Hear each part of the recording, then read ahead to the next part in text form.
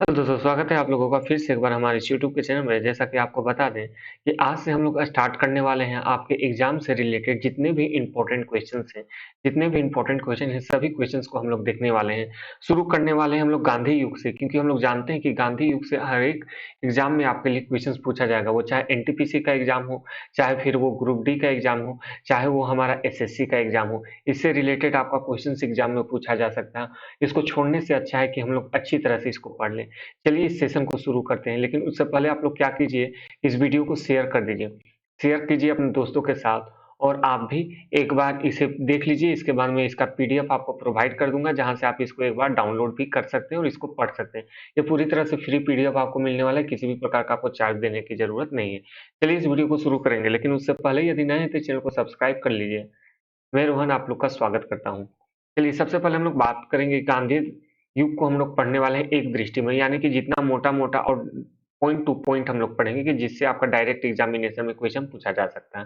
सबसे पहला क्वेश्चन क्या चीज, सबसे पहला पॉइंट है महात्मा गांधी को हम लोग मोहनदास करमचंद गांधी से भी जानते हैं, जिनका जन्म 2 अक्टूबर 1869 को गुजरात प्रांत के पोरबंदर नामक स्थान पर हुआ था। चलिए दूसरा पॉइंट हम लोग का क्या है कि इनकी माता का नाम पुतलीबाई था और पिता का नाम करमचंद गांधी था, और इनकी पत्नी का नाम कस्तूरबा गांधी था। कभी कभी आपसे एग्जाम में ये पूछता है, तो इसलिए आप लोग को ध्यान रखना है। चलिए तीसरे पॉइंट की बात करें तो इनका जन्म तिथि 2 अक्टूबर को अहिंसा दिवस के रूप में मनाया जाता है। याद रखिएगा, अहिंसा दिवस के रूप में इनकी जन्म तिथि को मनाया जाता है। वहीं पुण्य तिथि जो कि 30 जनवरी है, इसको हम लोग शहीद दिवस के रूप में मनाते हैं। चौथा पॉइंट है, वे 1893 में एक मुकदमे की पैरवी में अफ्रीका गए थे और तथा 1915 में भारत वापस आए थे। तो आपसे एग्जाम में डायरेक्ट क्वेश्चन पूछा जाता है कि महात्मा गांधी भारत कब आए थे, तो आपका आंसर आना चाहिए 1915। कब आए थे? 1915 में आए थे। चलिए पांचवा पॉइंट हम लोग का है कि गांधी जी लियो टॉल्स्टॉय से प्रभावित थे और उनके राजनीतिक गुरु जो थे वो हैं गोपाल कृष्ण गोखले। चलिए छठा पॉइंट है कि गांधी जी ने 1906 में दक्षिण अफ्रीका में ही सत्याग्रह का पहला प्रयोग किया था। जी हाँ, वो कहानी हम लोग सब जानते हैं कि वे ट्रेन पे जा रहे थे और उन्हें धक्का देके निकाल दिया गया था। तब उन्होंने सत्याग्रह का अपना जो पहला प्रयोग था उसको शुरू किया था। सातवां पॉइंट है, गांधी जी ने भारत में सत्याग्रह का पहला प्रयोग 1917 में बिहार के चंपारण में किया था। इसलिए आप लोग से पूछा जाएगा कि चंपारण सत्याग्रह कब हुआ था, तो याद रखिएगा 1917 में हुआ था। सर्वप्रथम जो आठवां पॉइंट है, सर्वप्रथम रविंद्रनाथ टैगोर ने गांधी जी को महात्मा की उपाधि का दिया था और सुभाष चंद्र बोस ने राष्ट्रपिता कह के इन्हें संबोधित किया था। आपसे क्वेश्चन पूछा जा सकता है कि महात्मा गांधी को राष्ट्रपिता किसने कहा था, तो हम लोग बोलेंगे सुभाष चंद्र बोस ने इन्हें कह के सम्मानित किया था। नौवां पॉइंट है, गांधी जी के खिलाफत आंदोलन जलियांवाला बाग तथा रॉलेट एक्ट के विरोध में 1920 में असहयोग आंदोलन आरंभ किया था। तो आपसे क्वेश्चन पूछा जा सकता है असहयोग आंदोलन कब आरंभ हुआ था, तो आप लोग का जवाब आना चाहिए 1920। जी हाँ, 1920। चलिए अगला टॉपिक है, इसको जानते हैं। हम लोग का 10वां पॉइंट है, चोरी चोरी कांड 5 जनवरी 1922 को हुआ था। डायरेक्ट आपसे क्वेश्चन पूछा जाता है चोरी चोरी कांड कब हुआ था, तो याद रखेंगे 5 जनवरी 1922 में हुआ था। इससे दुखी होकर गांधी जी ने 11 फरवरी 1922 को असहयोग आंदोलन वापस लेने का निर्णय लिया था। देखिए क्योंकि उस समय अभी जैसा सूचना नहीं था कि किसी को भी मैसेज कर दिए या कुछ अथी कर दिए, लेकिन इन्हें अखबार से तब मालूम चला। तब उन्होंने क्या चीज किया कि 5 जनवरी की घटना को जब इन्हें 11 फरवरी को मालूम चला, तो इन्होंने अपना जो असहयोग आंदोलन था उसे वापस ले लिया। चलिए अगला पॉइंट है 11वां, जालियांवाला बाग हत्याकांड में 13 अप्रैल 1919 को हुआ था। आपसे डायरेक्ट क्वेश्चन पूछा जाता है कि जालियांवाला बाग कब हुआ था, तो आप लोग बात याद रखिएगा 13 अप्रैल 1919 को हुआ था। इसके विरोध में गांधी जी ने 1920 में केसरे हिंद की उपाधि लौटा दी थी। गांधी जी को उपहार में मिला था, एक उपाधि मिला था जिसका नाम था केसरे हिंद, जिन्हें 1920 में इन्होंने वापस कर दिया था अंग्रेजी को। इसलिए अगला हम लोग का पॉइंट है 12वां पॉइंट, गांधी जी ने 1919 में यंग इंडिया व नवजीवन तथा 1933 में हरिजन का प्रकाशन किया। जी हाँ, इन्होंने न्यूज़पेपर या मैगजीन जो भी कहिए इसका प्रकाशन किया था 1919 में यंग इंडिया और नवजीवन। वहीं 1933 ईस्वी में इन्होंने हरिजन का प्रकाशन किया था।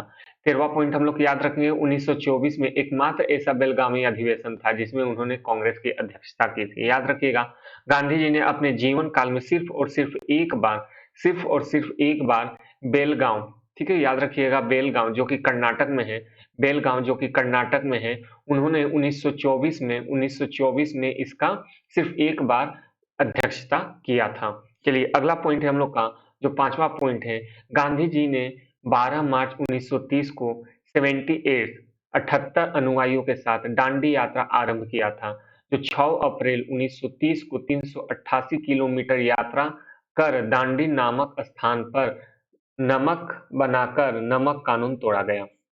याद रखिएगा, आपसे डायरेक्ट क्वेश्चन पूछा जाएगा कि दांडी यात्रा कब शुरू हुआ था, तो याद रखिएगा 12 मार्च 1930 को हुआ था। कितना किलोमीटर की यात्रा की गई, तो 388 किलोमीटर की यात्रा की गई, और यहाँ इन्हें दांडी पहुंचने में 6 अप्रैल 1930 का वो दिन था जब उन्होंने पहुंचा और नमक कानून को तोड़ा। अगला पॉइंट टॉपिक है हमारा कि 15वां टॉपिक है, सभ्य आंदोलन की शुरुआत की थी। याद रखिएगा क्या चीज उन्होंने किया था कि इसी के बाद, ठीक है, इसके बाद इन्होंने क्या किया था, सविनय आंदोलन की शुरुआत की थी। तो 16वां पॉइंट है, 7 अप्रैल 1934 को गांधी जी ने सविनय आंदोलन को समाप्त कर दिया। ठीक है, इस समय इन्होंने तोड़ा 1900 इसमें, और फिर इन्होंने कि एक साल बाद लगभग 7 अप्रैल 1934 को गांधी जी ने सविनय आंदोलन को समाप्त कर दिया। 17वां है, गांधी इरविन समझौता कब हुआ था। डायरेक्ट क्वेश्चन आपसे पूछा जाता है, गांधी इरविन समझौता कब हुआ था, तो 5 मार्च 1931 को, 5 मार्च 1931 को गांधी इरविन समझौता हुआ था। याद रखिएगा 5 मार्च 1931 में गांधी इरविन समझौता समाप्त हुआ था, गांधी समझौता हुआ था। अगला है हम लोग का 18वां पॉइंट है, 1942 में प्रस्तुत एक क्रिप्स प्रस्ताव को गांधी जी ने पोस्ट डेटेड चेक कहा था। ठीक है, क्रिप्स का प्रस्ताव को 1942 में क्रिप्स के प्रस्ताव को गांधी जी ने पोस्ट डेटेड चेक कहा था। अगला पॉइंट है हमारा 19वां, 8 अगस्त 1942 को प्रारंभ भारत छोड़ो आंदोलन में गांधी जी ने एक नारा दिया जिसका नाम था करो या मरो। आपसे क्वेश्चन पूछा जाता है करो या मरो का नारा किस आंदोलन में दिया गया, तो याद रखिएगा भारत छोड़ो आंदोलन में।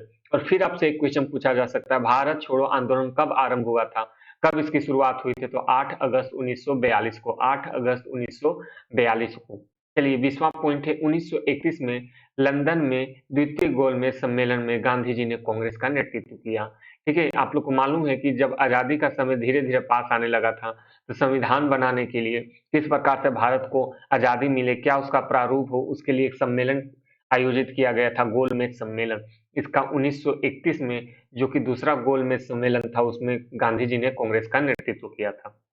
अगला पॉइंट है 31 को गांधी 21वां पॉइंट है, गांधी जी की हत्या 30 जनवरी 1938 को नाथूराम गोडसे ने प्रार्थना सभा में उनका हत्या कर दिया। ये जो लास्ट पॉइंट है ये आप लोग याद रखिएगा कि इनका जो मृत्यु है वो 30 जनवरी को हुआ था, 30 जनवरी को, और इस दिन को हम लोग शहीदी दिवस के रूप में भी मनाते हैं। ठीक है, शहीदी दिवस के रूप में भी मनाते हैं। चलिए अगला पॉइंट है हम लोग का 22वां, और गांधी जी का जो समाधि स्थल है वो है राजघाट। जी हाँ, राजघाट आपका क्वेश्चन पूछा जा सकता है, गांधी जी का समाधि स्थल कहाँ है, तो राजघाट। 23वां जो पॉइंट है, विंस्टन चर्चिल ने उन्हें अर्धनग्न फकीर कहा था। याद रखिएगा, विंस्टन चर्चिल ने उन्हें अर्धनग्न फकीर कहा था। चलिए आपको बता दें, ये सारे वो इंपॉर्टेंट क्वेश्चन है जो आपसे डायरेक्ट एग्जाम में पूछे जा सकते हैं। लगभग लगभग हम लोगों ने 23 23 पॉइंट्स पे डिस्कस किया, जिसमें से यदि हम लोग क्वेश्चंस निकालने पे आ जाएं तो 30 से 40 क्वेश्चंस डायरेक्ट निकलने वाले हैं। तो आप लोग के लिए क्या कर सकते हैं, इस पीडीएफ को आप लोग डाउनलोड कर सकते हैं, लिंक मैं आपको नीचे डिस्क्रिप्शन में प्रोवाइड कर देने वाला हूँ, जहां से आप इस टॉपिक को एक बार और पढ़ लीजिएगा, उसके बाद इसको डाउनलोड कर लीजिएगा। चलिए यह वीडियो आप लोग को कैसा लगा है कमेंट करके बताइएगा। इसके बाद आपका आने वाला है जो सबसे ज्यादा इंपॉर्टेंट आपके लिए एक फैक्टर हो जाता है, जिसमें पूछता है मानव शरीर से रिलेटेड जितने भी प्रश्न हैं उसको भी हम लोग अभी कवर करने वाले हैं। लगभग लगभग आपका एनटीपीसी आते आते सारा का सारा जो भी स्टैटिक का पोर्शन है वो सभी हम लोग खत्म कर देंगे, जिससे आपकी तैयारी बेहतरीन रहने वाली है। 2 सप्ते के अंदर हम लोग का जितना सिलेबस है उसको खत्म करेंगे, उसके बाद सिर्फ और सिर्फ इंपॉर्टेंट टेस्ट की ओर चलेंगे, जिसमें आपको क्वेश्चन दिया जाएगा 4 ऑप्शन, उसमें से आपको एक चूज करना है।